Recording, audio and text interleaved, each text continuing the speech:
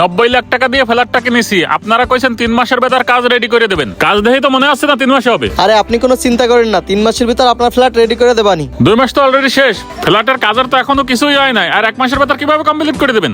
Floor ডালাই, ছাদ ডালাই, মেন কাজ তো সব হয়েই গেছে, আর গাঁথনি প্লাস্টার সহ বাকি যে কাজ আছে ওতে বেশি দিন সময় লাগবে না।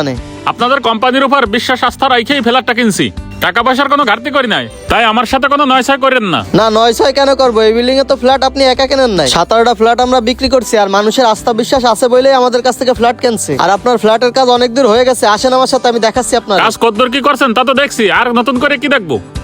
আসেন আসেন, এই যে দেখেন আপনার ফ্ল্যাটের কাজ চলতেছে। এই মিস্ত্রি ভাই একটু এদিকে আসেন তো।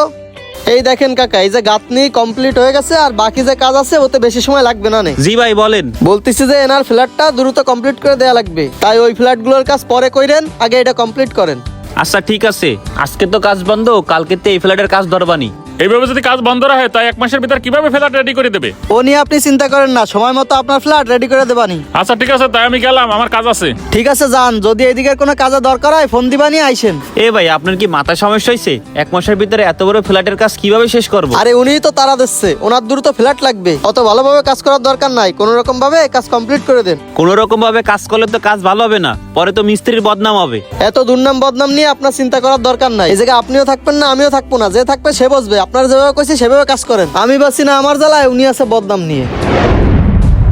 ফ্ল্যাট রেডি হইতে একটু সময় লাগবে ভাই, 2-1 মাস বেশি সময় লাগতে পারে, একটু অপেক্ষা করেন, আপনার ফ্ল্যাটের কাজ ভালোভাবে করে দেবানি। আর এত তাড়াহুড়া করলে ফ্ল্যাটের কাজ ভালো হবে না। ভাই আপনার সাথে একটু কথা আছে, শোনেন। আচ্ছা ভাই, পরে ফোন দিয়ে, একটু ব্যস্ত আছি।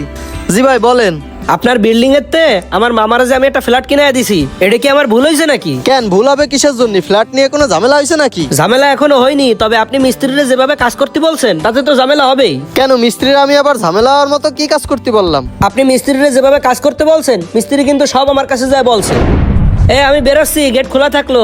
ভাই দাঁড়ান দাঁড়ান, আপনার সাথে একটু কথা আছে। কি হয়েছে? ভাই আপনার কোম্পানির বিল্ডিং এর যে কাজ করছি কোনো প্রকার সমস্যা হয় নাই। এইদিকে নয়নবের ওই কোম্পানির বিল্ডিং এর কাজগুলো যেই করতে গেছি, যা শুরু করছে সে, কদিন পর তো আমার বদনাম হয়ে যাবে। কেন বদনাম হবে কেন? কি কাজ করাইছে? ফ্ল্যাট 3 মাসের মধ্যে কমপ্লিট করার কথা, সে প্রথম 2 মাস তেমন কোনো কাজ করাই নাই, এখন 1 মাস বাকি আছে, এখন সে করছে কোনো রকম করে কাজটা তাড়াতাড়ি শেষ করতে। তা 1 মাসে তাড়াহুড়া করে করার দরকার কি? যদি সময় লাগে তাইলে যার ফ্ল্যাট তার কাছে তার 2-1 মাস সময় নিক, ভালোভাবে করুক কাজটা।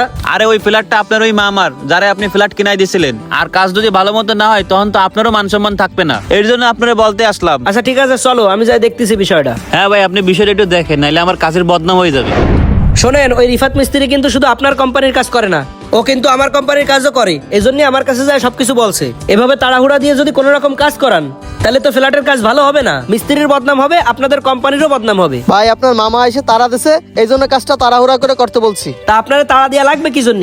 আপনি 3 মাসের টাইম দিয়েছেন, প্রথম 2 মাস তো তেমন কোনো কাজই করেননি, এই জন্যই তো এখন এসে তাড়াহুড়া করা লাগতেছে। শোনেন ভাই, আমার মামারে আমার কোম্পানিতেই ফ্ল্যাট কিনে দিতাম, আমার কোম্পানির কোনো ফ্ল্যাটের কাজ আপাতত চলতেছে না, এই জন্যই আপনার কোম্পানিতে একটা ফ্ল্যাট কিনে দিছি। এখন সেই ফ্ল্যাটের কাজটা যদি আপনি ভালোভাবে না করান, আপনি যদি কাস্টমারের ভালো সার্ভিস না দেন, তাহলে তো আপনার ব্যবসা 2 দিন পরে আর চলবে না। তাই বলি এইসব আর কারোর সাথে করেন না, আর আমার কাকার ফ্ল্যাটের কাজটা সুন্দরভাবে করে দিয়েন। কাকা আসেন।